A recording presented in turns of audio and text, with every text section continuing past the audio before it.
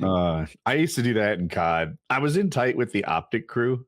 And I'd get like bullied by someone. I'm like, Rambo, they're not being nice to me. I told them I'd assemble a team and kick their asses, and they didn't think I could. He's like, that was going in with like the YouTube ringers in COD was very fun for pub stomping, but it was also disillusioning. Where like you would go in and like if I joined even as a lower tier YouTuber player, if I were in a normal lobby with normal players, I usually almost always got first. And it was like, yeah, I'm good at COD. And then you get the boys in there, you get Onslaught and T-Mart and whoever else. And suddenly it's like, I don't even know if I want to play with you guys. If we're going to play together, we need a few randos too. So I'm in the middle of the mix. When I beat all those boys in like, what do they call the one where like there's only one winner? It's like one, the fuck is the game mode? Oh, so search and destroy? No. Everyone is their own team. Free for all? Free for all? Yeah, free for all. When I won free for all, it was a rare enough occasion that I'd make a song about it. Free for all was one of my favorites because like if I didn't have a team, like I really like to. Of course, I play free for all like a piece of shit. Like I've got claymores. I'm hiding in a corner of the map and I'm trying to get my kill streaks going. And I'm actively talking shit. I'm really wanting that one guy who's not even that good to just keep coming back, like sprint to me every time you come in. I'm waiting for you. Like that's how I play free for all. I was new enough to shoot I would watch Wings play. He would go to the corner of a map and camp. And you're like, well, how do you get enough traffic? You can't just stay still. He'd shoot his gun. He's the guy I learned ringing the dinner bell from. He'd put himself on the mini map, shooting at nothing, just to get people to run his direction where he'd have this huge position of advantage. Yeah. It worked. The smart play. Yeah. He'd have Scrambler on, shit like that. Yeah, that was one thing I liked about Wings' gameplay. I mean, obviously it was campy. He was known for that. But most people evolved the same meta. And if I wasn't using that meta, I wasn't playing my best. Wings would just create his own metas. And they weren't always the greatest. But like, it was nice to see someone... Scrambler, if you don't know, ruins the minimap. So people can't see it anymore. And it just kind of makes people play worse. But it also... Like, if I see a Scrambler ruining my minimap, it's alerted me that some dude with Scramblers coming. And I thought that was more to the other guy's advantage than the person running Scrambler. But Wings would make it work, and it was nice to see him like try this shit that I thought was bad and make it look good. I don't remember who were so strong. Who was it that made the tack insert something useful? Because it got. I mean, you remember the tactical insertion where people just mocked it as like, oh, that guy's running tack insert. Find the other guy who's also running tack insert because they're red tiger boosting. Obviously, that's the only use for this. But Randy Savage would use that thing. He must be the one. Yeah, because he was basically just. He was the most fun guy to watch play. Oh yeah, he never stopped moving. He had the Doom music going and the sound effects and everything, and he's running through the enemy team and their spawn with a Spaz 12, one pumping people with his god tier internet connection.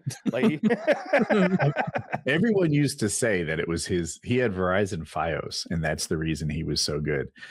I feel like that's been debunked at this point. Did it help? Sure. Was it the reason he's him? No, he's just him.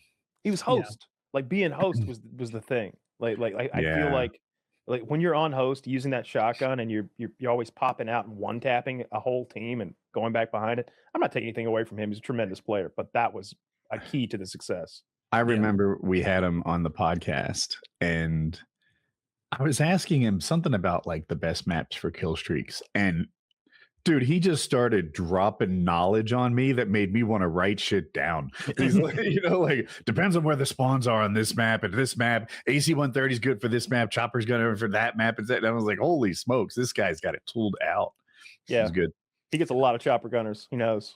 I used to like watching him on Block, where like kind of the whole trick to Block was you stay on the outer edge the whole time because it was just. You never wanted to run through the middle with that Russian statue.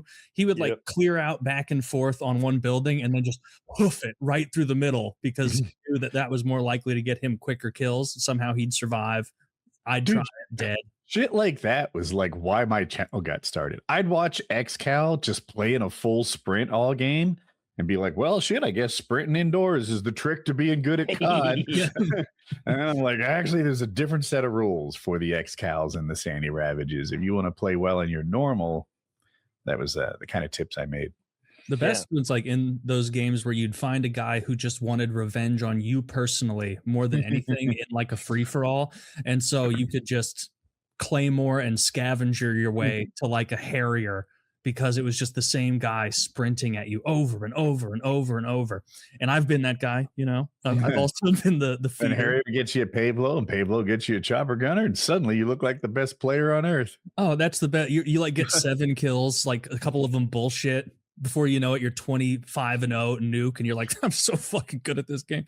But really, it's the I didn't like the game. Gunner. Like even when it first came out, I did not like Modern Warfare 2. It was we'd played COD 4 for 2 fucking years, and this was so different, and it had so many bugs and issues, and we were playing all day, every day. That's what compounds my hatred for the game. Is like we were playing 12 hours a fucking day. So like if there was a bug that lasted 3 days, most of the bugs lasted 3 weeks or 3 months. More.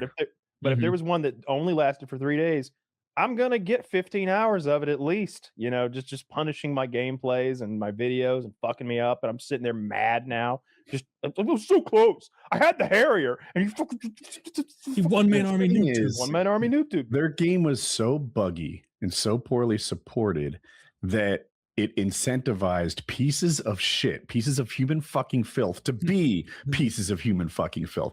Oh, damn. I love abusing Rust lobbies. It's like my fuck you. You're sucking me into your fucking cheat shit. I'm not trying. I'm like getting content, making a living off this. And you're running care package glitches. I didn't cheat in Modern Warfare 2. Everyone else did. I never did the fucking care package glitch. I never did the Rust. Like, fuck those guys.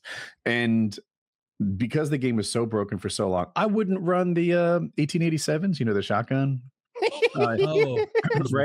Those are so fun. Those are great. Well, if you run those and you have viewers like mine, they fucking tear you to death. So now I'm running against guys who have absolutely broken guns, using guns that are more reasonable. And it's hard to get gameplays against the guys who abuse the guns that have too much damage. And then they figured out you.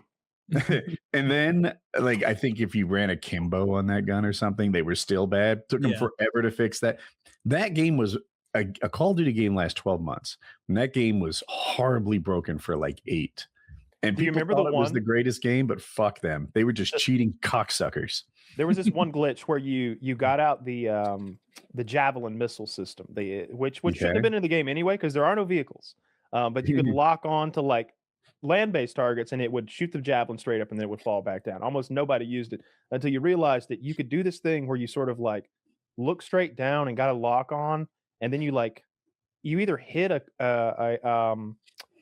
what's the thing to make you spawn in place that we were just talking about? Tack insert. You either hit a tack insert as you were doing it, or you climbed up on a wall. I don't remember which, but now you were a walking javelin bomb. As soon as you die, you are a javelin missile, and that it instantly explodes. So in like a headquarters type game mode, you do that glitch, and you'd run right in, and like kill as many as you could. But as soon as you explode, like you'd kill the whole room. You'd kill the whole. I hate people room. who cheat in multiplayer games, and that's both of you apparently.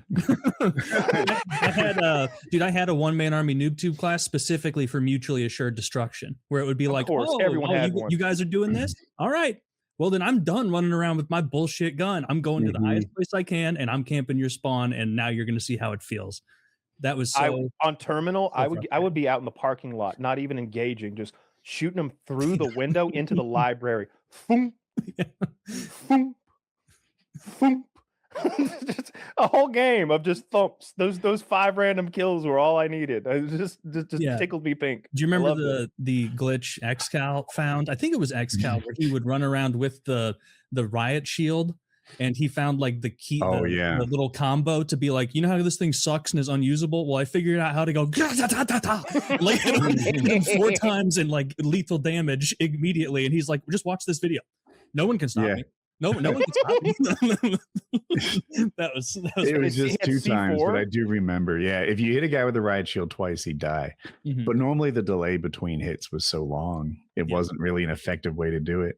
I don't know what he was doing, like very temporarily equipping a grenade or something, and he just boom boom and kill someone really quickly. It was crazy. I know That he had C4 as one of his equipment or something, because he would also do this move where he threw the C4 right in front of him and then just backed up and then detonated it in their face because they're trying to like get around him, and get that Mhm. angle. And he boom boom dead, boom boom dead, and he's in their spawn and they're all just they can't stop him. And he's boom boom dead, boom boom dead. That was so entertaining. I don't know where my rules come from, but that was hard enough to do that it seemed more like an expression of skill than It's a like a cheat. BXR in Halo. Do you remember that? So Halo had so you had, for example, in Halo 2, the strongest weapon was the battle rifle. It was the tournament gun, the meta gun, 3-round burst, short delay, but you could I don't even remember how to double shot and quad shot anymore, but on console you could very easily, with practice, make it go brrr, Oh, brrr. Yeah, you could turn it into a double shot or even a quad shot. And a quad shot is an instant kill. So like the best tournament players in the world could take this gun that's supposed to be a brr, brr, brr, brr, and go brrr, and kill you. And that you could also BXR, which I think was it was melee. It was like a melee cancel. So you'd melee them and like cancel the animation, whip out the AR, and then one tap head kill them. So it was up close that happens like BXR, and it's hit, shoot, they're dead. And in Halo, it's got a long kill time. Usually, we're running around spraying each other down with 20 or 30 bullets with submachine guns, and you're just BXR, BXR, BXR. It's a lot of skill, and they left it in the game. They took it out in 3, obviously. Yeah.